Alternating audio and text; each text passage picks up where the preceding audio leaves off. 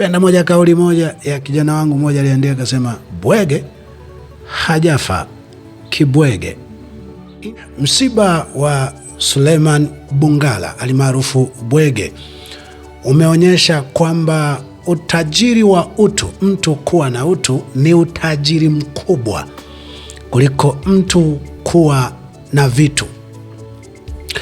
Mtu mwenye utu, watu hujiarika na hukaa mkao wa kimsiba.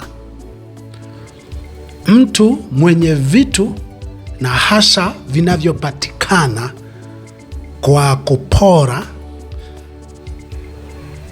vinavyopatikana kwa ubinafsi, vinavyopatikana kwa kushiriki dhuluma, hasa dhuluma ya uhai, huwa wanakuja watu ambao kimsingi wanakuwa wamekaa kwa namna ambayo ni kama kumlipa deni au kumwonyesha aliyekufa namna ambavyo na yeye alifanya kwa wengine ilivyokuwa kawaida. Alizingatia tu protoko za uvaaji, pengine nguo nyeusi au nyeupe, na kama kuna watu alihusika kushtua moyo akawepo pale ili lionekane na yeye kaumia. Kikubwa amezingatia protokali ya nguo nyeusi, na wenyewe hawa wanakuja kwa namna hiyo hiyo kumlipa, yani kama kulipa deni tuwepo, kwa kuwa na wewe liwahi kuwepo wakati wengine waliposhtuka moyo. Lakini kwa Suleiman Bungala unaona kila mtu kajalika, kaenda kwa sehemu kubwa kwa mapenzi yake. Na kitu ninachoweza kukuchekesha hapa ni kwamba ukiziangalia picha hizi za kwa Suleiman Bungala, watu hawalii, lakini for sure ndo wana sura za msibani. Lakini tucheke kidogo, hebu ona hawa ambao walivaa na sare ya kwenda kulilia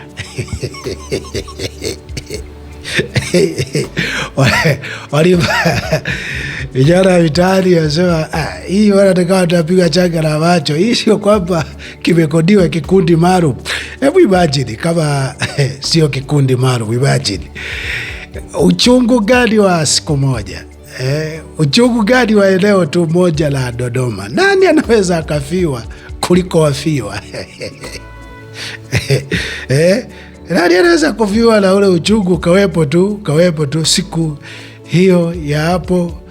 Huyo mtu kaenda Dar es Salaam, uchungu hatujaona. Kaenda Iringa kwao, uchungu hatujauona. Naziko hatujauona. Uchungu gani wa kuweka ndimu na pilipili kwenye macho? Hebu cheka kidogo. Hebu angalia huu uchungu.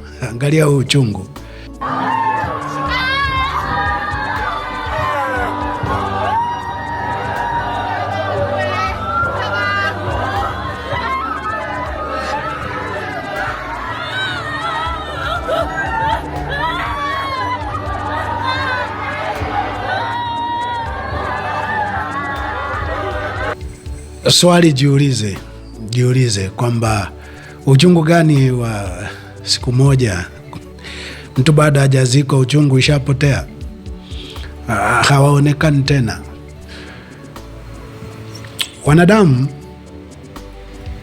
Mungu aliwahi kumwambia Kaini, akasema ukitenda vema hutapata kibali. Wanadamu, kibali mna shida nacho.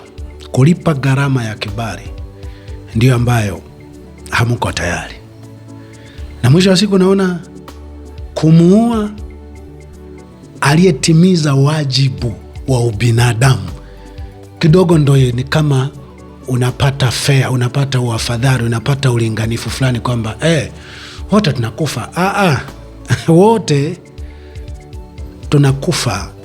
Wengine mnatuua tukiwa hatuna hatia, wengine mnauawa au kufa mkiwa mmeshiriki ubaya fulani kama malipo ya ubaya mnaokuwa mmeutekeleza. Saundi yake ya kifo na taarifa ni tofauti.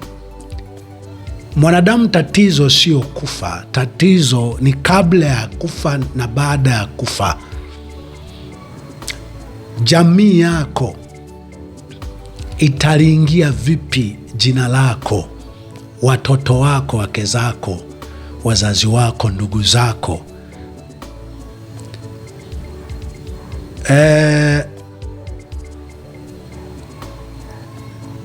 Kujizima data nakone, lakini kwani mimi nitakuweko? Utakuweko.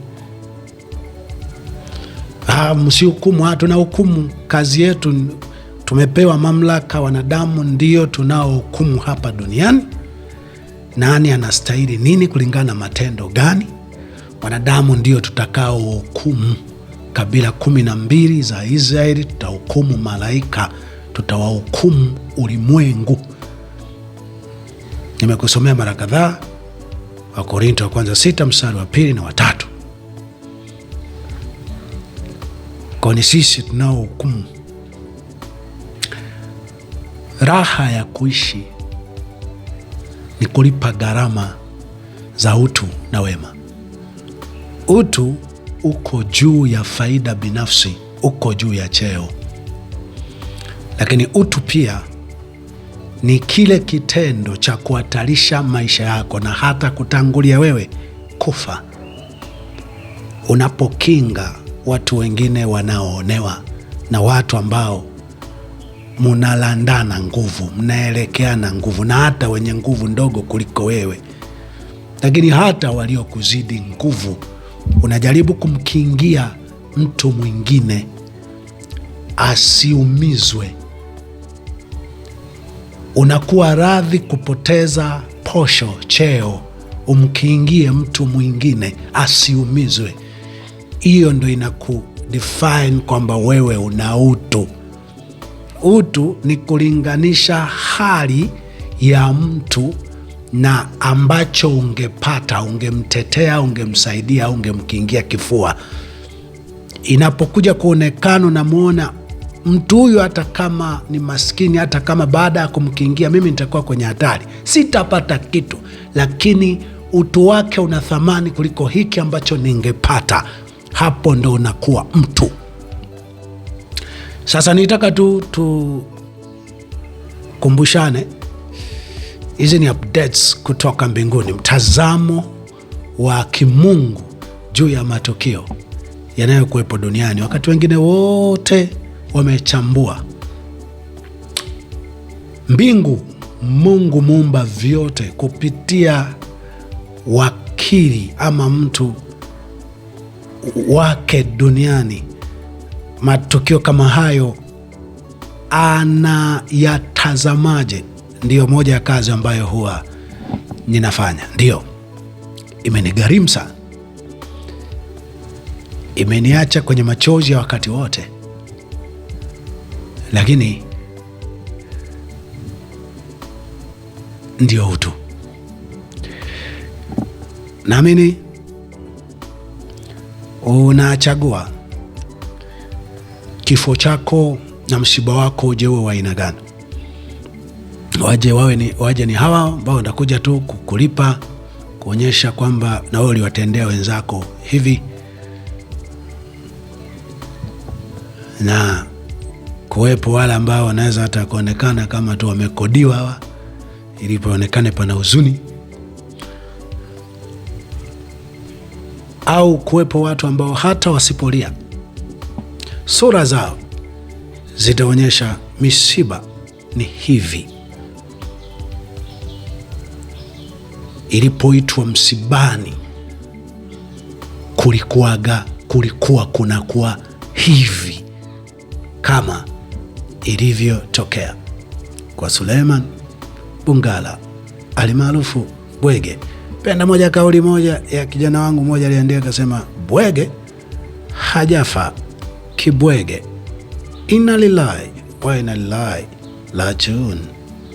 Sisi ni wa Mwenyezi Mungu na kwa Mwenyezi Mungu tunarejea.